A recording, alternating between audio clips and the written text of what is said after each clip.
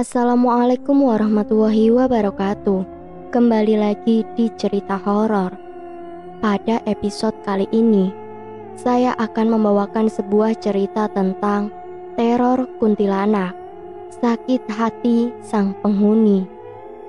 Diangkat dari tweet yang dituliskan oleh @metafisika.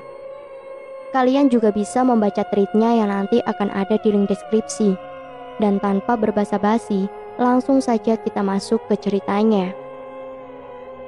Sebuah cerita dari tahun 1960 yang kembali terulang di tahun 2018. Dialami oleh keluarga kecil yang tinggal di sebuah rumah. Rumah itu terletak di depan sebuah mata air yang dikelilingi pohon beringin besar.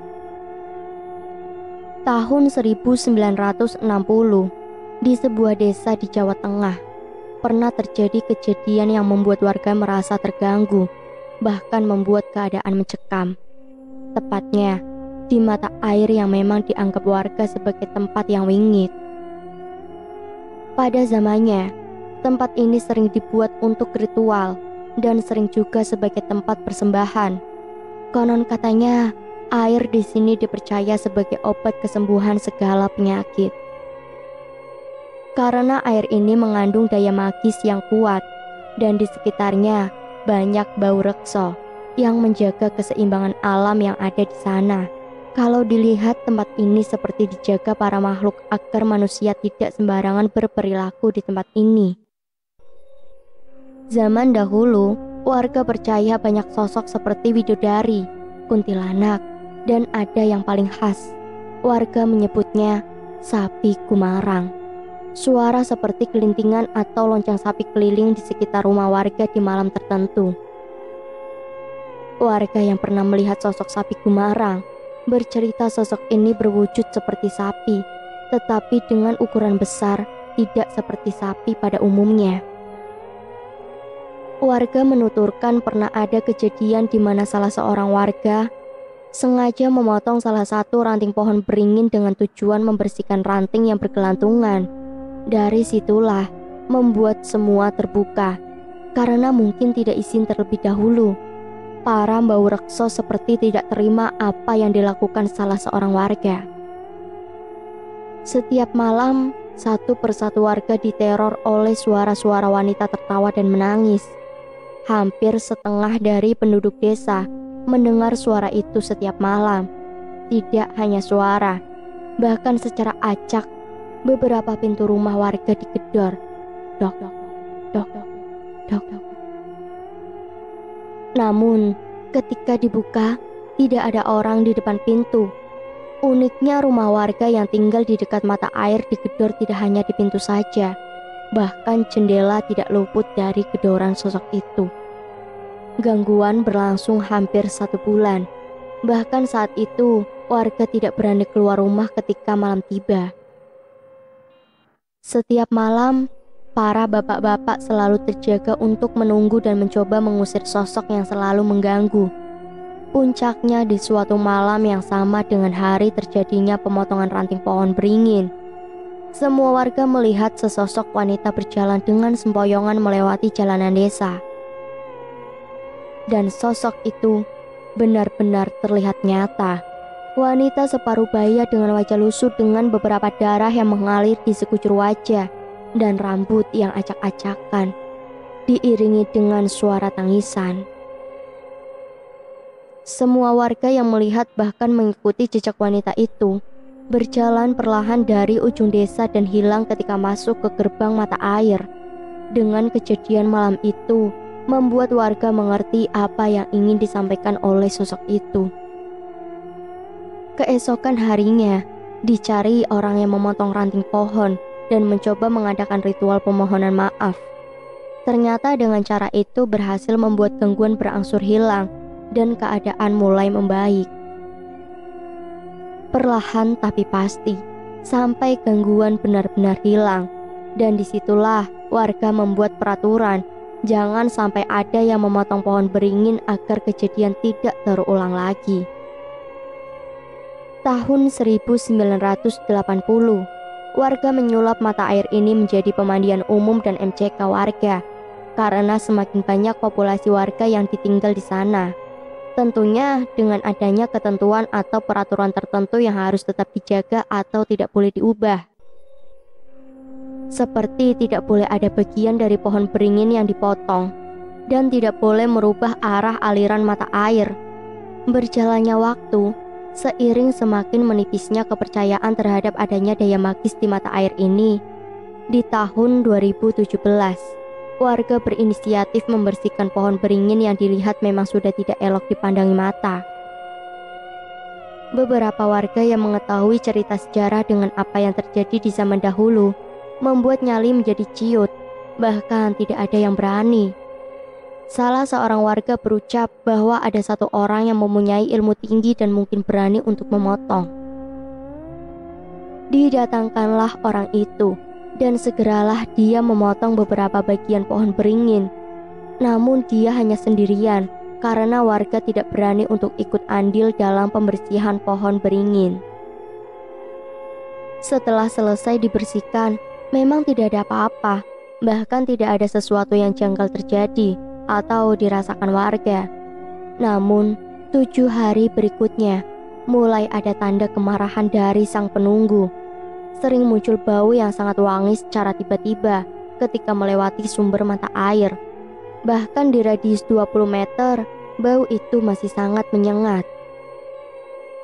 Beberapa warga sering mendengar suara orang mandi, namun ketika dilihat tidak ada orang sama sekali. Bahkan gayung yang ada kering, tidak ada bekas air sama sekali. Warga yang merasakan janggal merasa itu adalah hal yang biasa dan tidak begitu mengganggu. Tetapi tidak bagi seorang bernama Rohman. Rohman adalah salah seorang warga yang tinggal tepat di seberang mata air. Bahkan rumahnya segaris lurus dengan pohon beringin. Bebarengan dengan apa yang dirasakan warga, ternyata rumah Rohman diganggu oleh makhluk gaib. Walaupun tidak dirasakan oleh Rohman secara langsung, tetapi anaknya yang bernama Linda pada waktu itu masih berumur 14 tahun merasakan langsung gesekan energi yang ada. Di suatu malam, Linda pulang dari tempat neneknya. Ketika dia melewati sebuah tumpukan batu bata yang jaraknya kurang lebih 10 meter dari tempat ia berdiri, tiba-tiba sebuah batu bata melayang dan jatuh tepat di depan badan Linda. Linda langsung berlari karena takut ada sesuatu yang mengancamnya, dan dia sempat mengintip dari dalam jendela rumah dan tidak ada tanda-tanda manusia. Logikanya adalah tumpukan batu bata dengan jarak 10 meter tidak mungkin jatuh sampai ke tempat Linda kecuali dilempar. Begitulah pemikiran Linda waktu itu. Dan ternyata di hari berikutnya, tepat jam 11 malam, Linda melihat dengan mata kepalanya sendiri beberapa buah batu bata dengan gerakan seperti dilempar oleh sesuatu. Bukan angin, bukan manusia, tetapi batu bata itu benar-benar melayang. Linda yang melihat batu bata melayang mencoba menelepon ayahnya Rohman. Tetapi Rohman tidak percaya dengan apa yang dikatakan Linda. Ketidakpercayaan Rohman langsung terjawab di hari itu juga, ketika dia pulang ke rumah dan menuju lantai 2. Dia melihat sebuah palu yang posisinya berada di atas sebuah asbak dengan posisi seperti sedang memukul asbak tersebut. Padahal palu itu dia letakkan di atas lemari dan dimasukkan ke dalam sebuah tempat berkakas. Dan tempat asbak tersebut jauh dengan lemari tempat penyimpanan palu, karena terhalang kasur yang cukup panjang. Keesokan harinya, sekitar jam 5 pagi, sebelum istri Rohman pergi ke pasar, Linda berteriak dan meminta tolong kepada Rohman. Linda bercerita melihat sosok anak kecil yang sangat mirip dengan adiknya. Padahal waktu itu adiknya masih tertidur lelap di sampingnya. Setelah menenangkan Linda, di situ istri Rohman bercerita di malam sebelumnya melihat sosok wanita di balkon rumah dengan perawakan yang besar dan tinggi. Dia tidak bercerita karena takut membuat khawatir keluarga mereka. Rohman yang melihat kejanggalan palu dan apa yang dilihat istri dan anaknya mulai gusar dan mencoba mendatangkan orang pintar. Didatangkanlah pakar gaib dengan membawa satu asisten pribadi. Si orang pintar ini berkata bahwa sosok yang mengganggu di rumah Rohman adalah sosok yang ada pada pohon beringin. Mereka merasa terusik dengan adanya pembersihan pohon. Merasa rumah mereka sudah dirusak. Makanya mereka memilih rumah Rohman karena selama ini keluarga Rohman yang sering menggunakan pemandian dan dianggap ngerumat tempat mata air. Dilakukanlah mediasi dengan sosok yang ada. Kemudian tercipta obrolan yang cukup menarik. Sosok yang ada di rumah Rohman adalah sosok yang ada di tahun 60-an. Sosok itu ingin tinggal di tempat Rohman karena merasa nyaman dan ingin membantu keluarga Rohman dalam segala hal apapun. Tetapi Rohman menolak dengan mentah-mentah dan memilih untuk para gaib mencari tempat lain. Sempat terjadi musyawarah mufakat yang cukup alot dan tidak menemui titik terang. Bahkan karena kuatnya energi dari sosok tersebut, asisten pribadi dari pakar gaib sempat muntah darah akibat diserang oleh energi dari sosok tersebut. Keadaan mulai tidak kondusif. Linda yang mulanya diam melihat mediasi, tiba-tiba mengalami yang namanya kesurupan dan menjalar ke adiknya sampai ke istri Rohman. Pakar gaib mencoba menetralisir energi yang ada dan mengontrol keadaan. Karena mendesak, akhirnya ditanyalah salah satu sosok yang merasuki Linda. "Minta apa kamu?" "Oh ya teman-teman, maaf, isi dari pesannya ini disensor ya." Inti pesan yang disampaikan adalah akan ada sesuatu yang lebih besar dan bahkan gangguan yang lebih besar apabila tidak ada inisiatif untuk memperbaiki semuanya. Akhirnya pakar gaib membuat sebuah perjanjian di mana sosok gaib yang bersarang di rumah Rahman akan dibawa dan dipindahkan ke tempat yang lebih bagus dan indah. Walaupun beberapa kali sempat ada penolakan, akan tetapi dengan kesabaran tinggi, akhirnya mau untuk dipindahkan. 2 hari berikutnya, datanglah pakar gaib dan ditambah 4 asisten pribadi yang berencana memindahkan sosok gaib yang ada di rumah Rohman. Alhasil malah bertambah chaos. 3 asisten pribadi sempat muntah darah, bahkan ada yang tidak sadarkan diri. Mungkin karena merasa dihianati, pakar gaib otomatis marah dan sempat terjadi pertarungan yang cukup sengit. Bahkan Rohman melihat adanya cahaya merah seperti bertabrakan ketika pertarungan itu terjadi. Pertarungan berjalan sekitar 30 menit dan dimenangkan oleh sang pakar gaib. Disitulah perjanjian untuk memindahkan ke tempat yang lebih baik dimintai revisi. Revisinya adalah seluruh keluarga Rahman diminta untuk mandi di mata air di jam 12 malam. Mandi tetapi tidak boleh memakai alat mandi terutama yang mengotori seperti sabun. Tidak boleh kencing, tidak boleh meludah, dan tidak boleh meninggalkan jejak sedikit pun. Dan itu dilakukan di malam Selasa Kliwon. Rohman mengiyakan dan sempat bercerita ke beberapa warga tentang sosok yang ada di rumahnya. Rohman juga bercerita tentang pertarungan gaib yang terjadi. Namanya di sebuah desa, kabar itu dengan cepat menyebar kemana-mana, bahkan sampai ke tetangga desa. Usut punya usut, ternyata selama ini yang diganggu bukan warga sekitar. Akan tetapi, tetangga desa yang terkena imbas dari pembersihan pohon beringin, kurang lebih sama dengan gangguan di tahun 1960. Pintu rumah sering digedor tetapi ketika dibuka, tidak ada orang. Sering mendengar wanita menangis, bahkan ada yang melihat wanita lusuh dengan wajah yang berlumuran darah. Bedanya, kalau di tahun 1960 yang merasakan adalah semua warga, tetapi di tahun 2017 hanya 6 rumah yang digedor dan 1 orang melihat sosok itu. Itu pun tetangga desa, bukan desa tempat mata air berada, dan juga kemungkinan energinya dari tahun ke tahun sudah semakin menipis. Kabar ini memang belum sampai ke orang yang membersihkan pohon beringin waktu itu, dikarenakan rumahnya yang berjarak 20 km dari desa. Memang sebuah kebetulan atau bagaimana?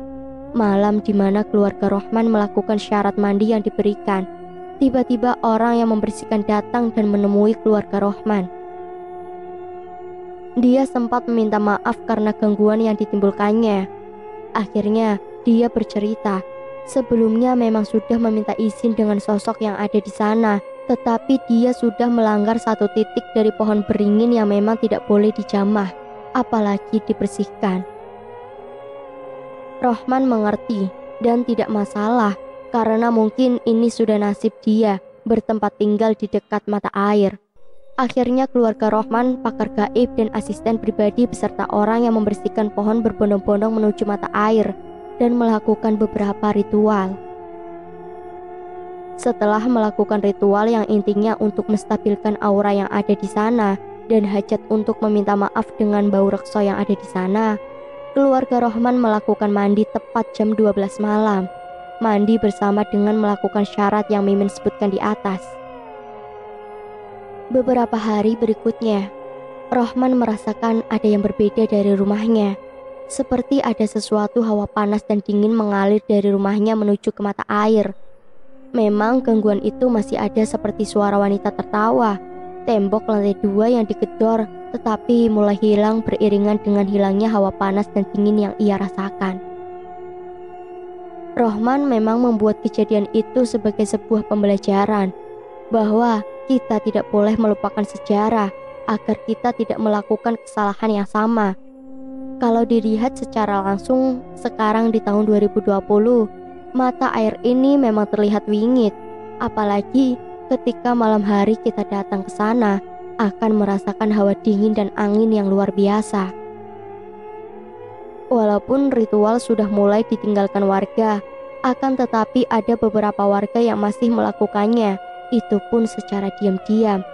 Yang intinya untuk menstabilkan keseimbangan alam manusia dan alam gaib yang ada di sana.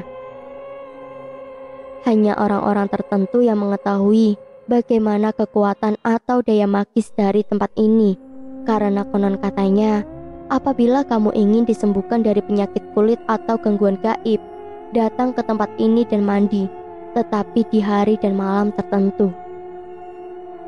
Kearifan lokal di desa ini memang masih terjaga. Banyak tempat yang dianggap wingit dan penuh cerita kelam di zaman dahulu. Walaupun kearifan lokal di sisi lain sebagai bentuk melindungi alam, akan tetapi kita juga harus menghormati dunia selain dunia manusia. Sekian cerita horor hari ini. Nantikan untuk kisah-kisah selanjutnya, tetap di cerita horor. Banyak sekali pesan moral yang dapat kita ambil dari cerita ini. Tingkatkan yang baik, hilangkan yang buruk. Wassalamualaikum warahmatullahi wabarakatuh.